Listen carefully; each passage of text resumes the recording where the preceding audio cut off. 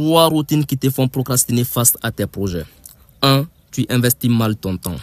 La raison, tu n'as pas de temps pour tes projets, mais tu en as suffisamment pour bosser 8 heures par jour dans l'entreprise d'une autre personne qui s'enrichit grâce à tes efforts.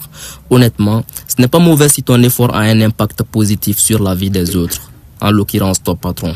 Le problème, c'est que lui, il te donnera en fin du mois la valeur de ton travail divisée par je ne sais combien en te laissant ainsi dans la galère. De plus, tu te bats pour éviter d'être en retard à ce travail. C'est normal quand même, mais malheureusement, ce même travail te met silencieusement en retard dans la vie jour après jour.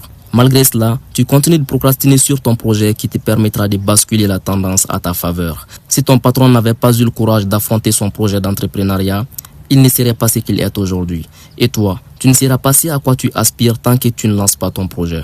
Cependant, je ne te dis pas d'abandonner brusquement ton job pour une aventure que tu n'as pas convenablement préparée en avance. La solution, c'est de tracer le chemin qui te mène à ton rêve et de le suivre intelligemment tout en gardant ton job actuel. Au moment opportun, tu dis adieu à ce calvaire qui ne te promet pas l'avenir que tu cherches. À ce moment-là, tu pourras te dédier pleinement à la voie que tu t'es préalablement débroussaillée. La deuxième raison qui te fait procrastiner face à tes projets, c'est que tu n'as pas suffisamment de fonds pour réaliser ton projet. Le contraste est que tu n'as aussi jamais eu l'audace de mettre en place la vraie stratégie qui te permettra de t'en procurer.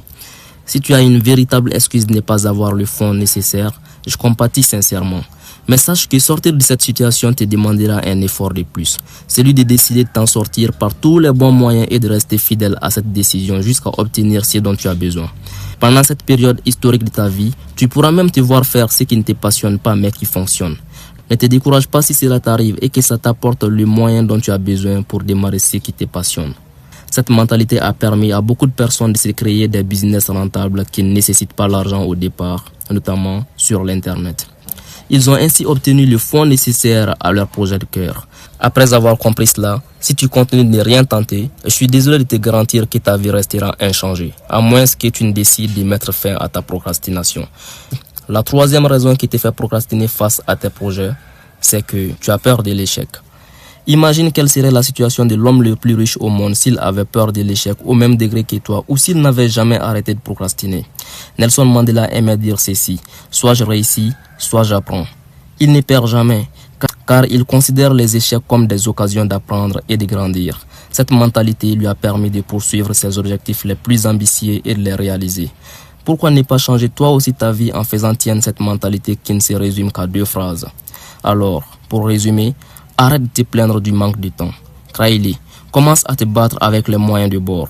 Et n'aie surtout pas peur de l'échec. Soit tu réussis, soit tu apprends, mais tu ne perds pas. C'était Ben.